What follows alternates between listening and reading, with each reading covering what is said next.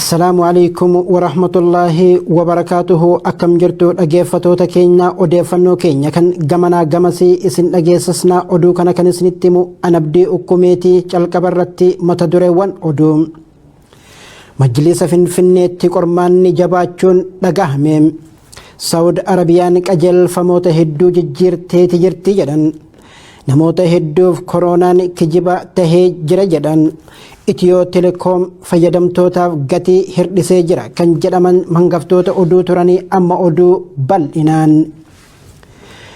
مني مري دموتا إسلاما كان أرميا مغالا فني قرماني إتي جباچون لغهمي جرجدان بل إنا أدو كناف بلال رشيد manni marii dhimmoota islaamaa kan magaalaa Finfinnee qormaanni hedduun isa qunnamaa jiraachuun himamem.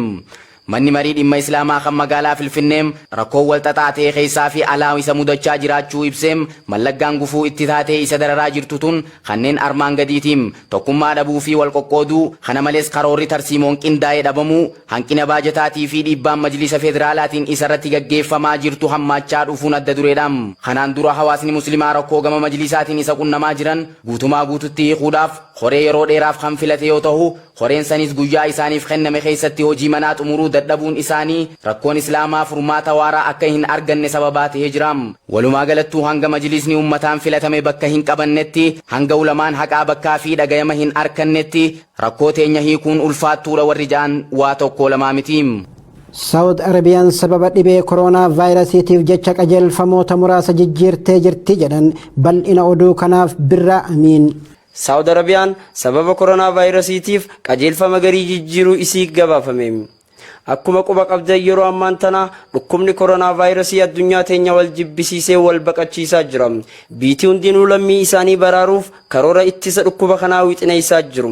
Isaan keessaa Suudiin balaa osoo hin buune maganfatan waan jette fakkaatti. Torban dabre akkuma yaadattan warra umraaf gamas imalan akka hin seenne dhorguu isii gabaafnee turuun keenya ni yaadatama.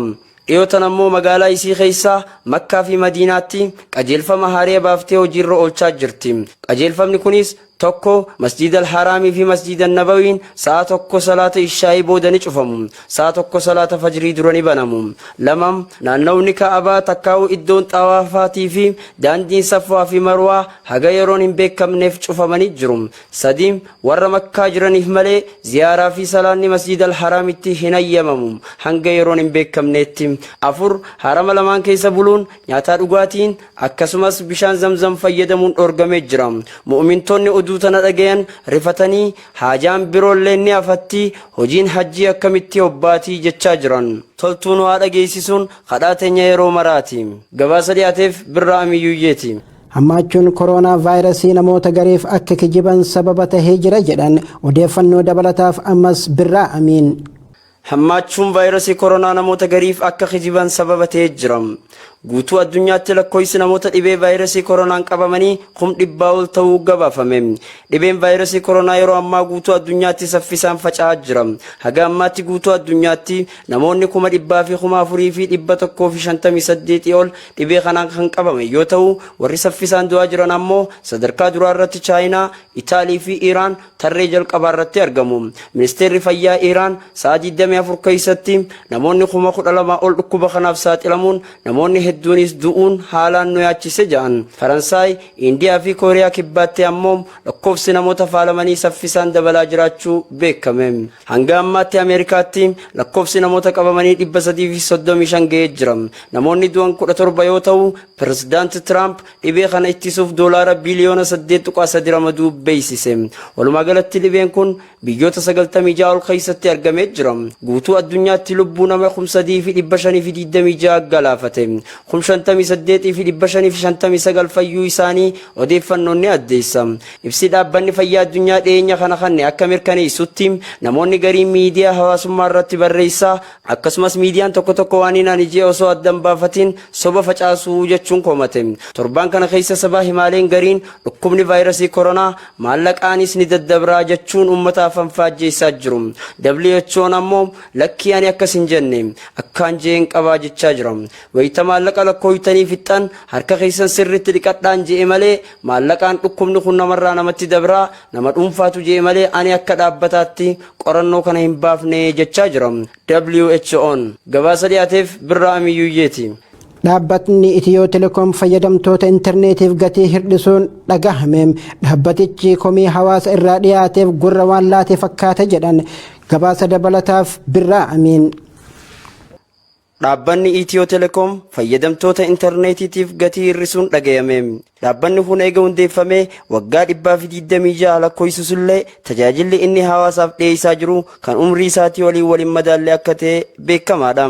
Haa ta'u malee dhiyoon tana komii uummanni yeroo dheertuuf isarratti kaasaa tureef gurra waan kenneef fakkaata.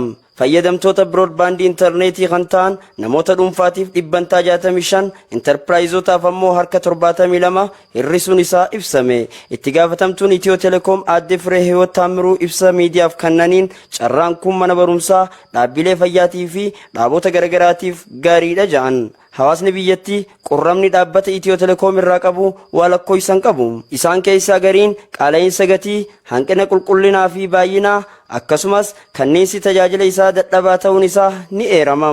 Hayyoonni gama kanaan qorannoo taasisan wayita ibsanitti dhaabbanni kun hanga barbaachisu gahuu dadhabuu isaatiif sababni guddaan Itiyoo Telekoom qaama mootummaa qofaan qabamuu, daldaltoonni dhuunfaa damee kanarratti hirmaachuu dadhabuu fi mootummaan biyyattii guddina teekinooloojii irraa sodaa fi jibbansa qabaachuun adda dureedha.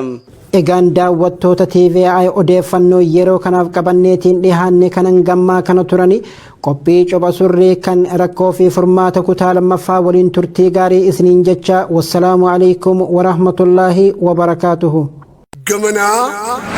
Gamas waan dhageenyeef agar kan dubbisneef mirkaneeffate kan gabaastonni keenya